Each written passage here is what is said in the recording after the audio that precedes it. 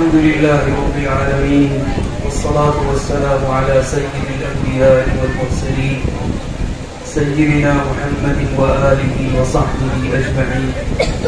أما بعد فأعوذ بالله من الشيطان الرجيم. بسم الله الرحمن الرحيم. لن تنالوا البر حتى تنفقوا مما تحبون. بھئی تھوڑی دیر خاموش ہو جائیں سب. یہ میاں تھوڑی دیر آواز کم کر دو. آپ حضرات بڑے قابل داد اور قابل مبارکباد ہیں. اتنی دیر رات تک حضرت مولانا عاقب ندوی صاحب دامت برکاتہم العالیہ کی آواز پر آپ حضرات جمع ہیں. اب تک سننے کا وقت تھا اور اب آپ کی آزمائش کا وقت آ چکا ہے. تیار ہے نا بھائی سب حضرات؟ دیکھیے نبی پاک صلی اللہ علیہ وسلم نے ارشاد فرمایا یوشک ان تداعى علیکم الامم کما تداعى الاکلۃ الی قصعتها. کہ قریب ایک زمانہ ایسا آئے گا اس امت پر کہ لوگ امت پر اس طرح ٹوٹ پڑیں گے جس طرح بھوکے لوگ ڈشوں پر پلیٹوں پر کھانوں پر ٹوٹ پڑتے ہیں. ایک وقت ایسا آئے گا ساری دنیا مل کر اپنے تمام اسباب ہتھیار آلات اوزار سمیٹ کر اس امت کو ختم کرنے مٹانے اور دبانے کی پوری کوشش اور انتھک کوشش میں صرف کر دے گا. یہ نبی پاک صلی اللہ علیہ وسلم نے 1400 سال پہلے بتایا اور آج ہم اپنی آنکھوں سے ایسا ہوتا ہوا دیکھ رہے ہیں. دنیا کی ساری باطل طاقتیں اور دنیا کی ساری چالیں اور دنیا کے سارے کارنامے اور ساری تدبیریں اور مکر اس امت کو ختم کرنے اس کا بیج دبانے کی کوشش میں صرف کی جائے. بھائی بیان نہیں ہوگا اگر خاموش نہیں ہوگی. یہ خاموش کرو بھائی.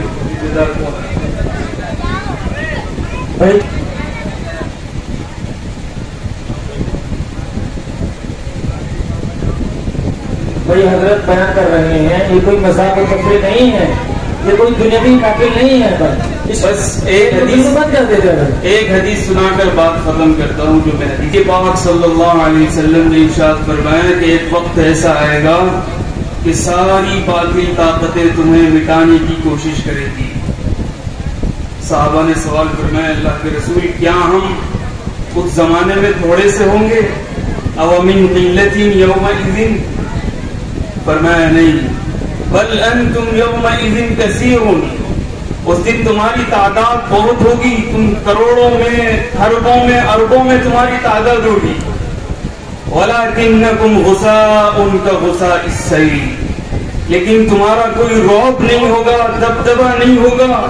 تم ایک پانی کے سمندر کے جھاگ کی طرح حیثیت رکھتے ہوگے, ایک اس غبارے کی طرح حیثیت رکھتے ہوں گے جس کی ہوا نکال دی گئی ہو.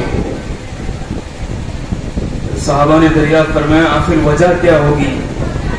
تو آپ نے فرمایا حب الدنیا وکراہیت الموت. جب مسلمان دنیا سے محبت کرنے لگے اور موت سے نفرت کرنے لگے تو سمجھو اس کی بربادی کا وقت قریب آ گیا. اس کے دبائے جانے کا, اس کے مٹائے جانے کا, اس کو کچلے جانے کا وقت قریب آ گیا. اب آپ بتلائیے کیا یہ دنیا سے محبت نہیں؟ حالات اللہ تعالیٰ اس لیے مشکل کرتے ہیں لعلہم ینتہون, لعلہم یرجعون, لعلہم یضرعون, لعلہم یتضرعون. شاید میرے بندے لوٹ کر واپس آ جائیں, شاید میرے بندے سیدھے رستے پر چلنے لگے. ان کو حالات اس لیے سخت دیے جاتے ہیں لعلہم ینتہون کہ شاید اب باز آ جائیں, رک جائیں, اب سیدھے راستے پر چلنے لگے اور شیطان کے راستے کو چھوڑ دیں. اس لیے حالات اور آزمائش لائے جاتے ہیں. لیکن دنیا کی محبت ہمارے دل میں ایسی گھر کر گئی کہ جو پچھلے سالوں میں برائی کرتا تھا وہ آج بھی اسی برائی میں مبتلا ہے, بلکہ اس سے بڑھ کر سینکڑوں ہزاروں قسم کی برائیوں میں مبتلا ہے. اس کا مطلب یہ ہے کہ اس نے اپنا مقصد زندگی دنیا کو بنا لیا ہے. اس نے یہ سمجھ لیا ہے گویا اس کو دنیا سے جانا ہی نہیں. اگر اس کو آخرت کی فکر ہوتی, اگر اس کو اپنی قبر کی یاد آتی اور قبر کی تاریکیوں کی یاد ستاتی, وہاں کا اندھیرا یاد کرتا, اور وہ یاد کرتا کہ جب میت کو دفنا دیا جاتا ہے تو سب سے پہلے کیڑے مکوڑے اس کے ہونٹوں کو قطر دیتے ہیں, اس کے رخساروں کو قطر دیتے ہیں, اس کے پیٹ کو کیڑے مکوڑے کھا لیتے ہیں. چنانچہ اگر مہینوں بعد لاش کو نکالا جاتا ہے تو سوائے ہڈیوں کے ڈھانچے کے قبر کے اندر ہمیں کچھ نہیں ملتا, اور بعض مرتبہ تو ہڈی بھی چور چور ہو جاتی ہے. اگر ہمارے دل میں دنیا کی محبت نہ ہوتی, اگر ہمارے دل میں دنیا کی محبت نہ ہوتی تو ہم باز آ جاتے, رک جاتے, ان حالات کو دیکھ کر اپنے آپ کو بدل لیتے.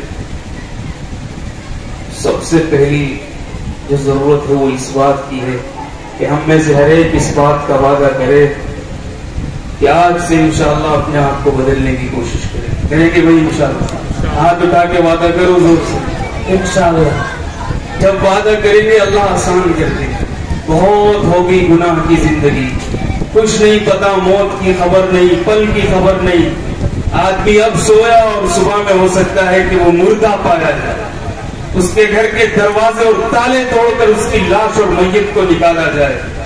اس لیے اس پروگرام کی جو مایا ہے وہ یہ ہے کہ ہم یہاں سے توبہ کر کے اٹھیں. سب سے پہلا مقصد اپنی زندگی کو بدل کر. یہ کوئی تماشا نہیں ہے کہ لائٹنگ ہوئی, باتیں ہوئی, سنا اور کہاں گئے تھے, کہیں بھی نہیں, اور کیا لائے, کچھ بھی نہیں. ایسا نہیں. اللہ کے بندوں, رات کا گیا وقت ہو گیا ہے, اور اس وقت میں اللہ تعالیٰ خاص توجہ فرماتے ہیں دنیا والوں پر. اور آج ہم یہاں بیٹھ کر قرآن و حدیث کی بات اور تلاوت سنتے ہوئے اللہ کی زمین پر بیٹھ کر آسمان کے تلے اللہ کو حاضر ناظر سمجھ کر جب توبہ کا وعدہ کریں گے تو اللہ تعالیٰ چند لوگوں کی برکت سے پوری امت کو معاف کرے. قوم یونس نے جب عذاب آتے ہوئے دیکھا تو ساری قوم توبہ کرنے لگی, رونے لگی. تو عذاب جو ان کی اپنی آنکھوں سے دکھ رہا تھا وہ ٹل گیا. لما آمنوا کشفنا عنہم عذاب الخزي فی الحیاۃ. اللہ فرمانے جب وہ سدھر گئے تو ہم نے عذاب ان سے ٹال دیا. تو بھائی پہلا کام یہ کرنا ہے کہ ہم یہاں سے جائیں گے تو لیکن ایک نئی زندگی کی شروعات, فجر کی پابندی, جھوٹ کو چھوڑنا, چوری, زناکاری, بد نظری, ان تمام چیزوں کو ہم چھوڑنے والے بن جائیں, تب جا کر اس جلسے کا مقصد ادا ہوگا. اور دوسری چیز جس کی طرف توجہ دلانا ضروری ہے وہ یہ ہے کہ یہ مدارس جو ہے نا, یہ نبی پاک صلی اللہ علیہ وسلم کی وراثت کی حفاظت کر رہے ہیں. نبی پاک صلی اللہ علیہ وسلم کے زمانے میں صحابہ جس طرح درویشوں کی طرح, ملنگوں کی طرح, بھکاریوں کی طرح اور ایک فقیروں کی طرح زندگی گزار کر دین کی حفاظت کرتے تھے, آج مدارس وہی تاریخ رقم کر رہے ہیں. مدرسوں کے حال کو جا کر اپنی آنکھوں سے دیکھیے, واللہ آپ کی آنکھوں میں آنسو آ جائیں گے.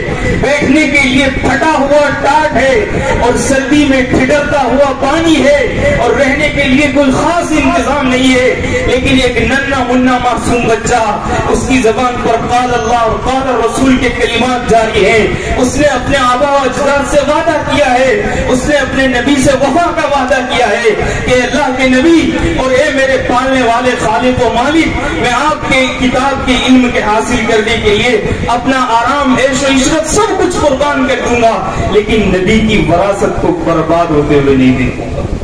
مدارس کتنا بڑا فریضہ انجام. مدارس نے ہمیں مفسر دیے, محقق دیے, مدارس نے ہمیں بڑے بڑے مدلل دیے. اگر مدارس نہیں ہوں گے تو کتابیں اور فضائل تو ہمارے پاس ہوں گے, لیکن مناظر اور غیر مسلموں کے اعتراض کا جواب دینے والا کوئی ہمارے درمیان نہیں ہوگا. انہی مدارس سے شاخ نکلی, انہی مدارس سے شاخیں ڈھونڈی تمام خیر کے کاموں کی. مدارس کی مثال جڑ کی طرح ہے. درخت کی جڑ اگر سوکھ جائے اس کے پتے بھی مرجھا جاتے ہیں، اس کا پھل بھی ناقص ہو جاتا ہے، اس کی شاخیں بھی سکھا کر جلا دی جاتی ہے۔ اسی طرح اگر مدارس کا یہ شعلہ اور یہ چراغ بجھا دیا گیا تو دین کے خیر کے تمام شعبے بند ہو جائیں گے، اور کل تک گلیوں میں پھر کر نعرے لگانے والے اور ایک ایک بندے کو اللہ کی طرف دین کی دعوت دینے والے اور میدان میں نکل کر باطل کی آنکھوں میں آنکھیں ڈال کر دلائل کے اندر، حقائق کے اندر اس کو جواب دینے والے اگر ختم ہو گئے تو ایمان کے لالے پڑ جائیں گے۔ اس کے لیے جہاں ضرورت ہے کہ ہم تعدادی طور پر مدارس کی مدد کریں، وہیں ضرورت ہے مادی طور پر ہم مدارس کی مدد کریں۔ کیا فرمایا اللہ تعالیٰ نے؟ لن تنالوا البر، کبھی بھی ہرگز نیک نہیں بن سکتے، نیکی کے کامل درجے کو نہیں پہنچ سکتے، حتی تنفقوا ما تحبون۔ ہاں ایک شکل ہے، صرف رومال ڈال لینا، سفید کرتا پائجامہ زیب تن کر لینا، سفید ٹوپی لگا لینا، یہ آدمی کو نیک نہیں بناتا۔ تسبیح کے دانے گن لینا، ان کو حرکت دے دینا، یہ آدمی کو نیک نہیں بناتا۔ فرمایا رسول اللہ صلی اللہ علیہ وسلم نے کہ اللہ تعالیٰ کے نزدیک خرچ کرنے والا اور مال کو اللہ کی راہ میں لٹانے والا یہ اللہ کے قریب ہوتا ہے، بندوں کے قریب ہوتا ہے، جنت کے قریب ہوتا ہے اور جہنم سے دور ہوتا ہے۔ اور کنجوس، مال کو گن گن کر رکھنے والا، خرچ کرنے سے بچنے والا، وہ بندوں سے دور، اللہ سے دور، جنت سے دور اور جہنم کے بالکل قریب ہوتا ہے۔ تو اگر ہم نیکی کے کامل درجے کو پہنچنا چاہتے ہیں تو ضروری ہے کہ ہم مدارس کا مالی تعاون کریں۔ ایک چھوٹی سی مثال دے کر بات کو ختم کرتا ہوں۔ نبی پاک صلی اللہ علیہ وسلم عید کی نماز پڑھانے کے لیے تشریف لا رہے ہیں عیدگاہ میں۔ آپ نے عید کا خطبہ دیا، پھر آپ مستورات کے پاس گئے، خواتین کے پاس تشریف لے گئے اور خواتین سے خطاب فرمایا اور ان کو صدقہ کرنے پر، اللہ کی راہ میں خرچ کرنے پر ابھارا کہ اسلامی ماؤں، بہنوں، بیٹیوں، تمہارے پاس جو زیورات ہے اس میں بھی زکوٰۃ کا حق بنتا ہے، اس میں بھی اللہ کا مقررہ حق ہے، اس کو اللہ کے راستے میں خرچ کرو، اس کو لٹاؤ اس اللہ کے نام پر جس نے تمہیں یہ مال دیا۔ احادیث گواہ ہیں اور قیامت تک وہ روایات پڑھی جاتی رہیں گی کہ کون نہیں سجدہ عید کے دن۔ عید کے دن ہر آدمی کی یہ خواہش ہوتی ہے کہ میں ایسا سوٹ بوٹ پہنوں، میں ایسا میک اپ کروں، میں ایسی زینت اختیار کروں کہ جس کی کوئی مثال نہ ملے، لوگ جس پر حیران رہ جائیں، ششدر رہ جائیں، داد دیے بغیر نہ رہیں۔ لیکن قربان جائیے ہماری ماؤں پر، صحابیات رضوان اللہ تعالی علیہن اجمعین پر، کہ انہوں نے جب نبی پاک صلی اللہ علیہ وسلم کے اس پیغام کو سنا تو احادیث میں آتا ہے کہ صحابیات اپنے کانوں کی بالیاں نکال کر نبی پاک صلی اللہ علیہ وسلم کی جھولی میں ڈال رہی تھی، صحابیات اپنے گلے کے قلادے اور ہار نکال کر نبی پاک صلی اللہ علیہ وسلم کی طرف سے مقرر کرتا صحابی کے کپڑے میں ڈال رہی تھی، اور یہ قربانی آپ کے اور ہمارے لیے دی تھی تاکہ یہ دین آگے نسل تک پہنچ جائے۔ آپ اور ہم بھی اگر چاہتے ہیں کہ یہ دین ہماری نسلوں تک پہنچے، ہماری نسل کا آخر کی آخری بچہ بھی اللہ اللہ کہنے والا بنے، تو ضروری ہے کہ ہم اپنی ضرورت تک کے سامان کو دین کی خاطر تیاگ دیں اور قربان کر دیں، ورنہ اس کے بغیر ہماری نسلوں کے ایمان کی حفاظت نہیں ہو سکتی۔ ہم چاہتے ہیں کہ ہمارے مدرسے کے ذمہ دار مولانا عاقب صاحب پورے سال یکسوئی سے خدمت کرتے رہیں، تو ضروری ہے کہ اس سالانہ اجلاس کے موقع پر ہم مدرسے کا تعاون کریں۔ کیا فرمایا نبی پاک صلی اللہ علیہ وسلم نے کہ ایک شخص بے آب و گیا زمین میں نکلا، اس نے آسمان میں سے آواز سنی، بھائی دھیان سے سنو، اس نے آسمان میں سے آواز سنی، آسمان سے اعلان ہو رہا ہے اس کی حدیقت فلان، اے بادل فلاں آدمی کے باغیچے کو سیراب کرو، بارش برساؤ تاکہ اس کا باغ کھلے پھلے پھولے۔ چنانچہ اس شخص نے دیکھا کہ بادل اپنی جگہ سے ہٹا، اور ہٹنے کے بعد وہ ایک خاص کھیتی کی طرف گیا اور اس نے بادل نے پانی برسایا، اور وہ پانی سارا جمع ہو کر نالیوں کے ذریعے اس شخص کی کھیتی میں گیا. چنانچہ یہ آدمی اس پانی کے پیچھے پیچھے ہو لیا یہ پوچھنے کے لیے کہ آخر اس کھیت کا مالک آخر ایسا کون سا کام انجام دیتا ہے جس کی وجہ سے آسمانوں سے اس کے کام بن رہے ہیں. اللہ تعالیٰ بادلوں کو حکم فرما رہے ہیں کہ اس کے کام بن جائیں. آج آپ اور ہم شکایت کرتے ہیں کہ مولانا صاحب میں نے اتنا پیسہ بزنس میں لگایا تھا, زمین میں لگایا تھا, کام کے لیے لگایا تھا, سارا ڈوب گیا, نقصان ہو گیا, خسارہ ہو گیا. تو یاد رکھیے حدیث کا یہ عملی نمونہ جو نبی پاک صلی اللہ علیہ وسلم نے مجھے اور آپ کو بتایا کہ جب وہ شخص اس آدمی کے پاس پہنچا, کھیتی کے مالک کے پاس پہنچا, اس نے جا کر پوچھا بھائی بتاؤ تو صحیح ایسا کون سا عمل کرتے ہو کہ تمہارے کام آسمانوں سے بنائے جا رہے ہیں اور تمہاری کھیتی کو باقاعدہ آسمان سے آواز آ رہی ہے کہ اے بادل جاؤ فلانے شخص کے کھیت کو سیراب کرو. تو اس نے کہا کہ جب تم پوچھتے ہی ہو تو ذرا دھیان سے سنو, میں ایک کام کرتا ہوں اور اس کو کبھی نہیں چھوڑتا, اور وہ یہ ہے کہ میرے کھیت سے جتنی مجھے آمدنی ہوتی ہے اس کے 3 حصے کرتا ہوں. ایک حصہ صدقہ کر دیتا ہوں اللہ کے راستے میں, اور ایک حصہ پھر دوبارہ اس کھیتی میں لگا دیتا ہوں بیج بونے میں, اور ایک حصہ اپنے اہل و عیال پر خرچ کر دیتا ہوں. سارے مال کے صرف 1/3 حصے کے خرچ کرنے پر اللہ تعالیٰ آسمان سے انتظام کر رہے ہیں, آسمان سے بادل بھیج رہے ہیں اس کی کھیتی کو سیراب کرنے کے لیے.